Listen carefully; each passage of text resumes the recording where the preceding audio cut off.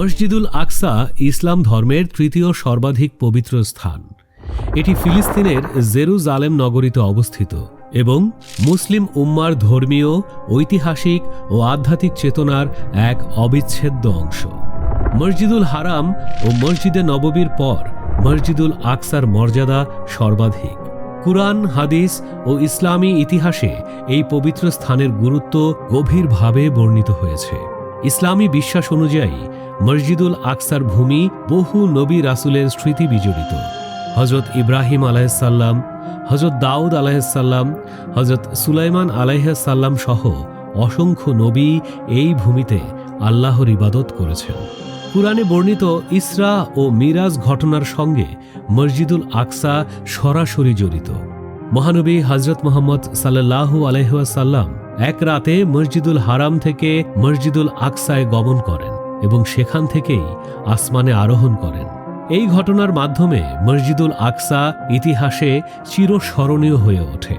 ইসলামের প্রারম্ভিক যুগে মসজিদুল আকসা ছিল মুসলমানদের প্রথম কিবলা। নামাজের সময় মুসলমানরা প্রথমে এই মসজিদের দিকেই মুখ করে ইবাদত করতেন। পরবর্তীতে আল্লাহর নির্দেশে কিবলা কাবা শরীফের দিকে পরিবর্তিত হয়। তবু মসজিদুল আকসার মর্যাদা ও পবিত্রতা অক্ষুণ্ণ থাকে।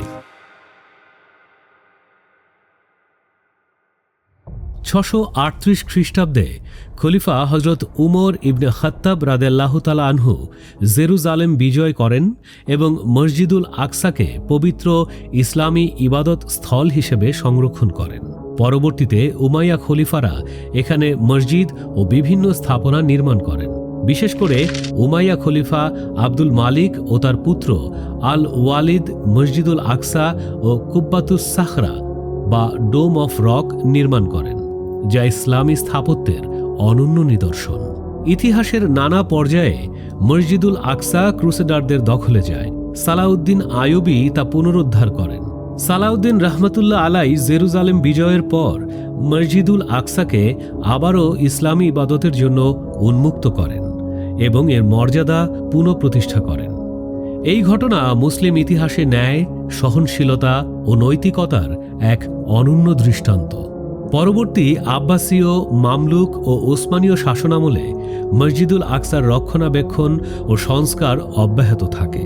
উসমানীয় সুলতানরা বহু বছর ধরে এই পবিত্র স্থানের নিরাপত্তা ও সৌন্দর্য রক্ষা করেন। আধুনিক যুগে নানা রাজনৈতিক অস্থিরতার মধ্যেও মসজিদুল আকসা মুসলমানদের বিশ্বাস ও সংগ্রামের প্রতীক হয়ে আছে। মসজিদুল আকসা কেবল একটি মসজিদ নয়, এটি ইসলামের ইতিহাস, নবী রাসূলদের স্মৃতি ও মুসলিম উম্মার আত্মপরিচয়ের এক অবিচ্ছেদ্য অংশ। শত প্রতিকূলতার মাঝেও মসজিদুল আকসা মুসলমানদের হৃদয়ে বিশ্বাস, আশা ও ঐক্যের আলো জ্বালিয়ে রেখেছে।